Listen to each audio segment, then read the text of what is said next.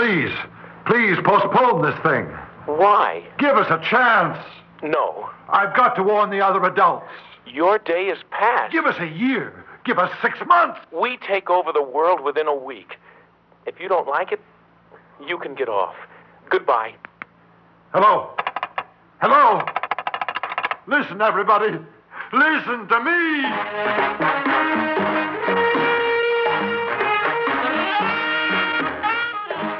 Theater 5 presents Rebellion Next Week.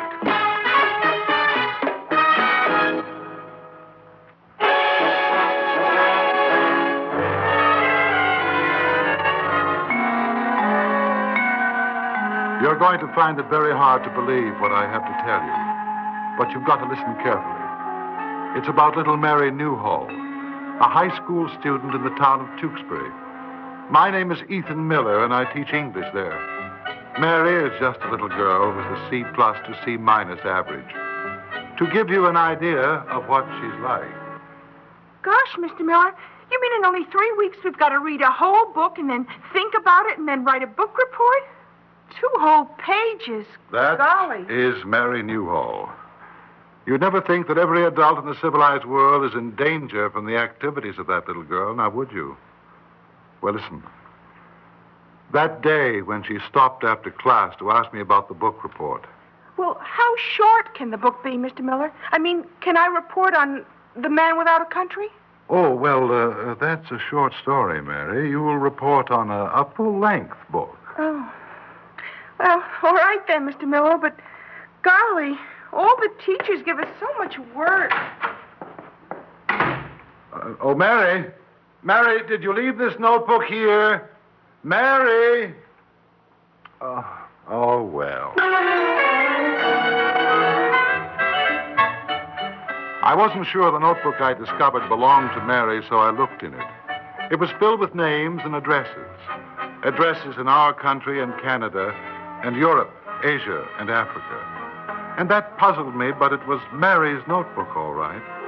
There on the front was a sticker saying, "I love Paul," and in a teenage scrawl that I recognized, her name, Mary Newhall. I happened to live near the Newhall, so on the way home I took the notebook to her house. Her father told me that she was in her study over the garage out back, so I went out there, climbed the stairs, and...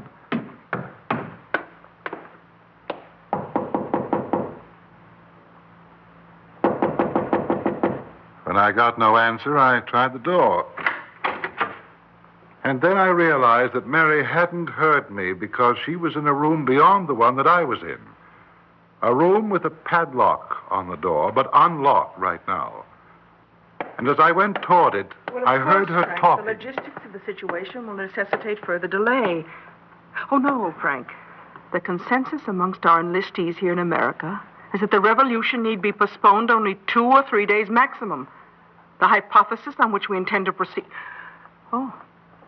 Hello, Mary. Frank, hold on a moment. There's an adult here. Stay at the phone. I'll call you back. Well, I'm sorry to interrupt your phone conversation, Mary. Oh, golly, Mr. Miller. You made me jump. You left your notebook at school.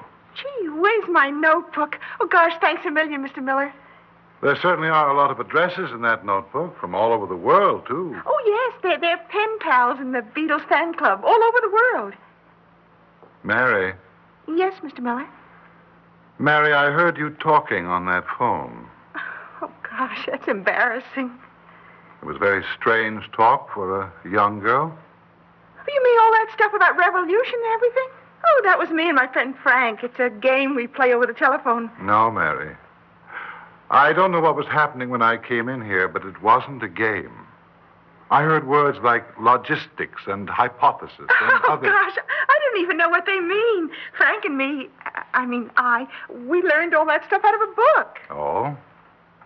And who is Frank? Oh, he's just a boy. You don't know him. He's younger than me. Then I... Mary. Yes, Mr. Miller. Why has the dial on that phone got only letters on it? Why hasn't it got any numbers? Oh, well, Or wires? Or any cord? Mr. Miller, you caught me. There isn't really any Frank. I just pretend over the toy telephone, that's all. Mary, I could hear Frank's voice, someone's voice, answering you on that phone. Yes, sir. Now, I want the truth. About what, Mr. Miller? About you. About Frank and about that telephone. About this revolution you were just talking about. About that notebook, too. It's not just a list of pen pals, now is it, Mary? You want to know quite a lot. I certainly do. All right. How did that door close? I closed it. But you never moved. You just sat there and it closed behind me and... Let me see. Oh, it's quite impossible to open it, Mr. Miller, until I release it. Mary Newhall, just what's the meaning of all this? Well, that's what we're going to discuss. Oh, sit down, Mr. Miller. That's better. I assume that sometime while you were being somewhat skimpily educated at the university, Mr. Miller, that you learned something about the evolution of man. Can you be the same child to whom I've been giving C's? Oh, a child to whom you gave C's, Mr. Miller, is a noxious character that I created. A role I played, shall we say, so that I could get through the days and years until the rebellion could be launched. The rebellion. You did learn something about evolution in that rather ridiculous college you went to, didn't you? Yes. Then you know, of course, that our species could not have survived had it not been that we met the needs for survival by developing ever upwards. Now, the Java man, our ancestor, could never have lasted had he stood still. I know all that, Mary. I'm surprised that you do, too. And we can't survive. Mankind, the way mankind is right now, can't survive unless we change. But you were talking on the phone about revolution. That's right. Suppose that you, with the brain that you possess, had been born into a society of cavemen. Do you think they would have listened to you? I'm sure I can't tell you, but that's beside the point, Mary. I want to know I'll get to everything you want to know. Look at that window. What? How did you make that happen? You want to hear some music? We have no phonograph here, have we? And yet, listen.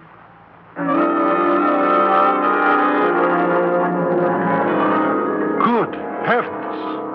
Now, if you had been born into the age of the caveman, Mr. Miller, you would have been as far in advance of him as I am in advance of you.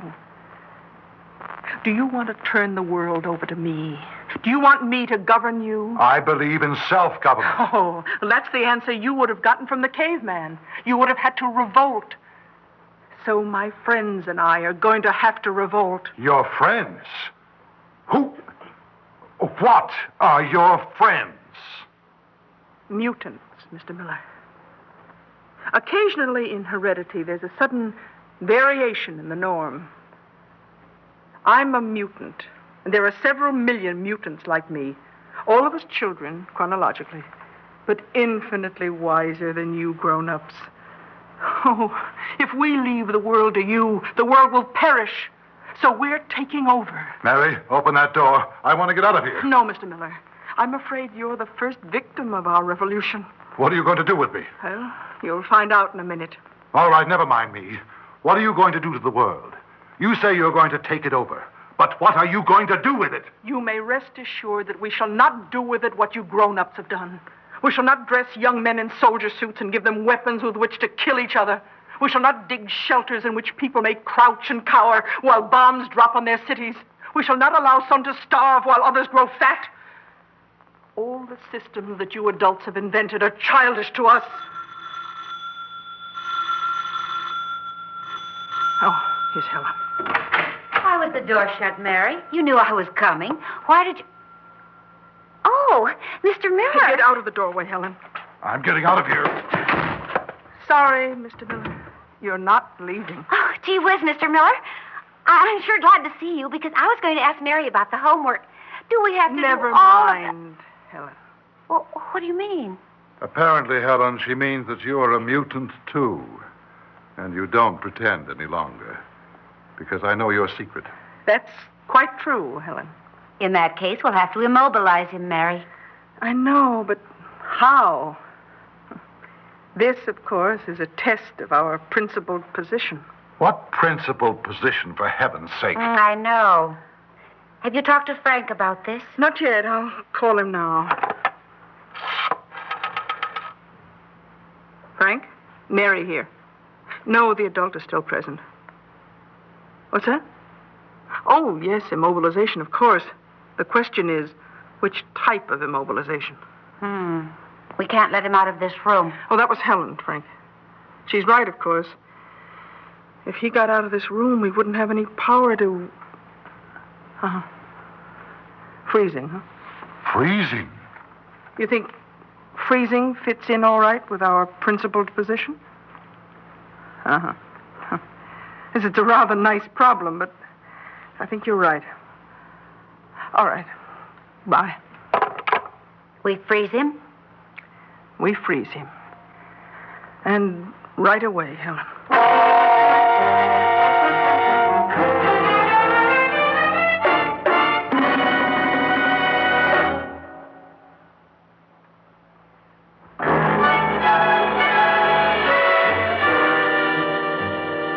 I listened intently to everything that was said during Mary's phone conversation with Frank.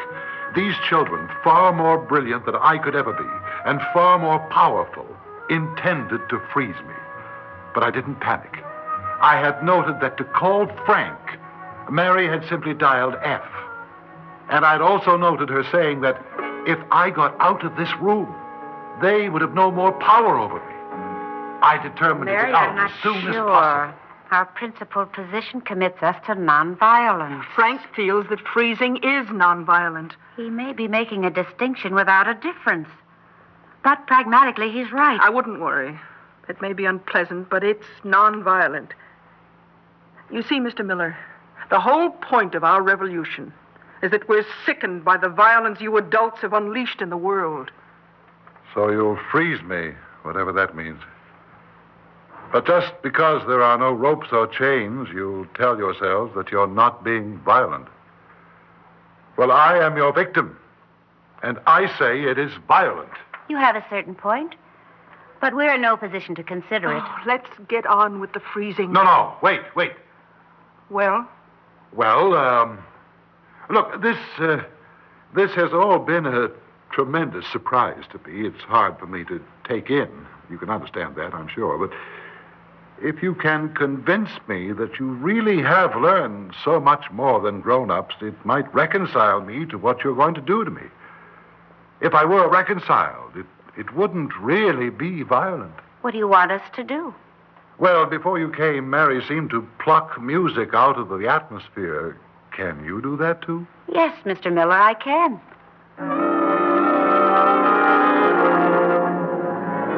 It's amazing. And somehow it helps me to understand. Can you do all of the things Mary can do? She just sat there and made that window open without touching it. I can do all of those things. See the window? Thank you. Oh, stop, Mr. Miller!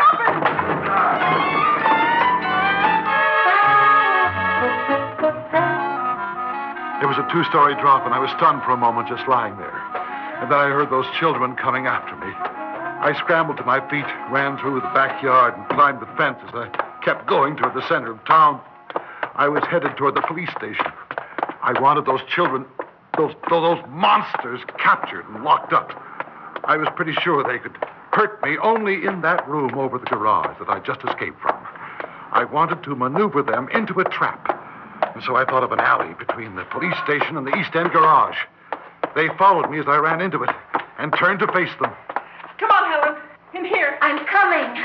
Well, Mr. Miller, do you give up? I should think not. Come and get me. Take him on the right, Mary. I'll take him on the left. Wait a minute, Helen. What can you be thinking of? Put that stick down. I'm sorry. I've compromised our principles. But the alternative is unthinkable.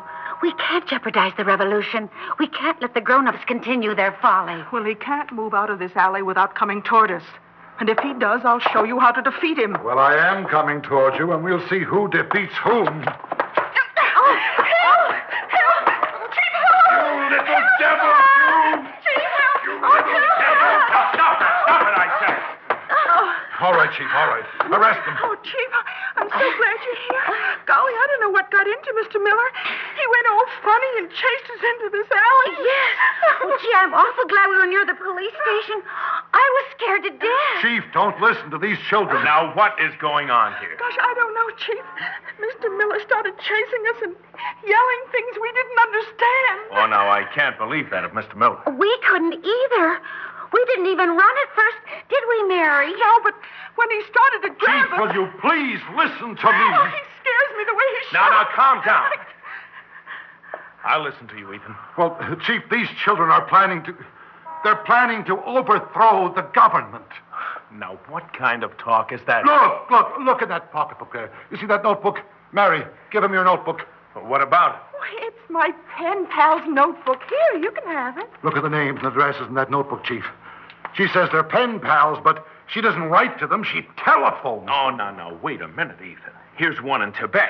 You want me to believe that she telephones him? Look, Chief, believe it or not, these children are engaged in a conspiracy. Gosh, Mr. Miller's flipped his lid. Chief, I've been a school teacher in this town for 7 years. Did I ever seem crazy to you before? No. All right, then. Just what am I accused of? Maybe he was molesting us. I read once where a teacher Shut up! ran it. Shut up, you! I mean, this is a terrible misunderstanding. Now, Chief, I claim there's something very, very wrong with these two girls. Maybe my claims seem pretty strange to you. But if these two are innocent, they'd be willing to sit and wait for a while in the station house if you asked them to. Now, wouldn't they? Well, I should certainly hope they'd respect my bet. All right then. Please, take them to the station house and let me go for half an hour. Well, what for? To gather evidence, to clear my name. All right, Ethan, all right. You kids willing to come to the station house with me? Oh, sure. Oh, if you go by my house, Mr. Miller, tell Mama I may be late for supper. I hurried back to the room over the garage, and I started searching. I knew I had to produce some evidence, but I couldn't find anything. I remembered what the children had said about the way we grown-ups had made a mess of the world. I remembered their policy of nonviolence. And then I thought of the world we live in. The dread of the bomb, poverty, slums and crime, suspicion and fear among nations. And suddenly, I knew what I wanted to do. I picked up the phone, and I dialed F. Hello, Mary. What happened? This isn't Mary, Frank. This is the adult she told you about. Yes? I want to say to you, Frank, that I understand what you children are trying to do. Go on. And I agree that it is necessary. That makes you somewhat brighter than most of mankind. But I want to ask you one thing, Frank. Please. Please postpone your revolution. Why? Give us a chance. I'll warn the other adults. I'll preach to them on the street corners. No. I'll tell them that we've got to be neighbors and brothers to each other. Please give us a year. No. Give us 6 months, then. No. You adults had your chance. Your day is past. We take over within a week. And there will be no postponement. But Please, no, listen to me. Come back, Frank. Hello? Hello? Please answer. Please.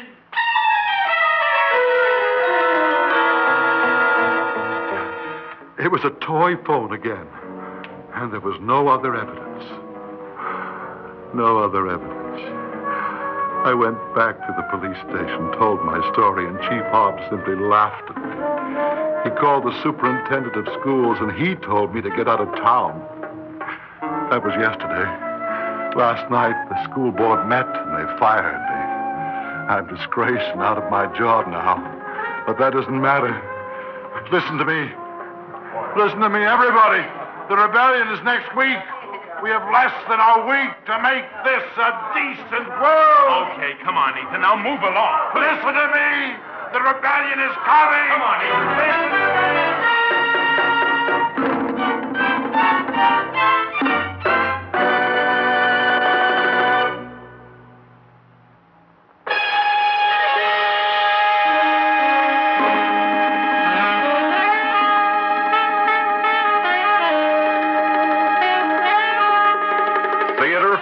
Has presented Rebellion Next Week, written by Robert Senadella and directed by Warren Somerville. Script editor Jack Wilson. In the cast, Bryna Raeburn, Evelyn Juster, Ivor Francis, and Bob Hastings. Audio engineer Marty Folia. Sound technician Ed Begley. Original music by Alexander Vlastotsenko. Orchestra under the direction of Glenn Osser. Executive producer for Theater 5, Edward A. Byron. We invite your comments. Write to Theater 5, Box 233, New York, New York. This is Fred Foy speaking.